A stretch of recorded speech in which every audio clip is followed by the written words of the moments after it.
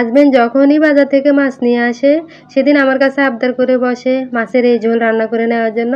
হাজবেন্ডের পছন্দের রান্না তো আমাকে করতেই হবে। এই দিক থেকে আজকে ফ্রিজ ডিপ ক্লিনিং করব, যেহেতু কয়েকদিন পরেই কোরবানি ঈদ। হ্যালো এভরিওয়ান, আসসালামু আলাইকুম। আজকে সকালবেলা আপনাদের ভাইয়া বাজার থেকে তার পছন্দের কারিবাউশ মাছ নিয়ে আসছে। বাজার থেকেই মাছটা আঁশ ছাড়িয়ে আস্ত টুকরো করে এনেছে। এনে বলতেছে তুমি তোমার পছন্দ মতো পিস করে তাজা তাজা কয়েক পিস মাছ রান্না করে নাও। এই দিক থেকে আমি মাছটা কেটে ধুয়ে পরিষ্কার করে নিচ্ছি। যাই হোক, আজকে যেহেতু আমার আবার ফ্রিজ পরিষ্কার করতে হবে, সেজন্য একটু তাড়াতাড়ি রান্নার কাজটা সেরে নিচ্ছি। আজকে বেশি একটা কিছু রান্না করব না, যেহেতু দিনের অর্ধেকটা সময় যাবে ফ্রিজ পরিষ্কার করতে করতেই। এই সময় নিয়ে কাজ করতে হবে। যাই হোক, এই দিক থেকে মাছ কেটে ধুয়ে পরিষ্কার করে নিয়েছি। আজকে পিঠের টুকরোগুলো দিয়ে রান্নাটা করব।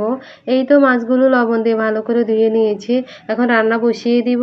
আমি প্রথমে কড়াইতে পরিমাণ মতো তেল দিয়েছি। তেল গরম হয়ে যাওয়ার পর গুঁড়া মশলাগুলো অ্যাড করে দিয়েছি। এখানে আমি গুঁড়া মশলার মধ্যে দিয়েছি পরিমাণ মতো হলুদ মরিচের গুঁড়া আর দিয়েছি জিরা গুঁড়া। এখন মশলাগুলো কিছুক্ষণ তেলের মধ্যে ভেজে নিয়েছি। মশলা ভাজার পর আমি এখানে আদা রসুন বাটা দিয়েছি আর দিয়েছি পেঁয়াজ বাটা। আজকে আমি বাটা মশলার মধ্যেই রান্নাটা করব। এই পেঁয়াজ বাটা দেওয়ার কারণেই কিন্তু ঝোল অনেক ঘন হবে। আর এরকম ঝোল ঘন করে এই মাছ রান্নাটা করলে খেতে খুবই মজার হয়। আমরা সাধারণত সব সময় যেভাবে মশলা কষিয়ে রান্না করি ওইভাবেই মশলা কষিয়ে নিয়েছি। এই পর্যায়ে মাছের টুকরোগুলো দিয়ে এখন আমি একবারে ঝোল দিয়ে বসিয়ে দিয়েছি। এই তো এর মধ্যে আমার রান্না হয়ে গিয়েছে। এই পর্যায়ে কাঁচামরিচ ফালি দিয়েছি। দুপুরের খাবারে এই রকম একটা মাছের ঝোল থাকলে অন্য কিছু প্রয়োজনে হয় না। এই ছিল আমার আজকে দুপুরের রান্না। কেমন হয়েছে অবশ্যই কমেন্ট করে জানাবেন।